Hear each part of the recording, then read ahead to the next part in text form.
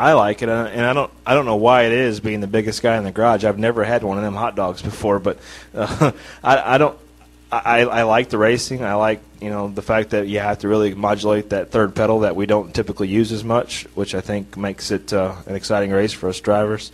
The history of the sport, just watching back in the days in the modifieds, just like Bobby shared some stories with me of his dad racing there in the modifieds and getting up on the fence and climbing the walls and stuff like that. Just it's the kind of racing that we still do. That is where we all came from, whether it was in stock cars or modifieds or open wheel cars, the short track, hard on the brakes, small tight half-mile racing that I think there's 95% of the people in the garage still appreciate. I expected, a good short track race. It's, Martinsville's a great little track.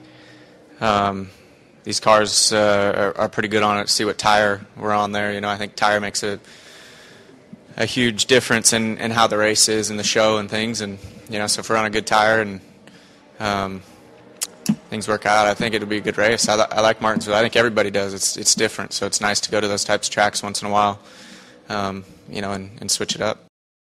It's one of the toughest tracks on the circuit. I think it's one of the most physically demanding on a driver to be focused for the 500 laps on his braking zone, on tire wear, as far as how you put the throttle down at that track, because you can really burn off the rear tires pretty easy with all the horsepower we have.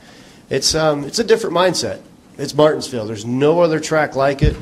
They've tried to even duplicate one outside of Rockingham for a test track, and that's nowhere near close. So that's one of the old school tracks that we've raced on. I think the first race might have been in 1949. It's just that old school heritage of how when the track was built, it initially challenged the cars to survive for 500 laps. Now it's more about the drivers staying focused and what they can do to beat the next guy. You got some good insight there. They are U-turns. They're what makes it unique is straight, fairly long straightaways in real sharp, tight corners, and not many racetracks are quite that extreme on the sharp corners and the longer straightaways for the size of the track. Most racetracks are more round or than that racetrack, and so it's extremely tough on brakes, and it is also a racetrack where you can't make up much as a driver. You got to pretty much take what your car will give you, and if you try to get more, it just hurts you. And so, from that respect, it can be kind of frustrating. You really have to get your car working.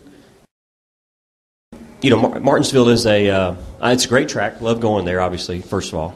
And, it's tough. I mean, obviously, one good thing about it is that the tires do give up enough grip, and, usually after a 40 or 50 lap run, you'll see a fade. You'll see changes in the car's balance and everything, where it goes from one extreme to the other.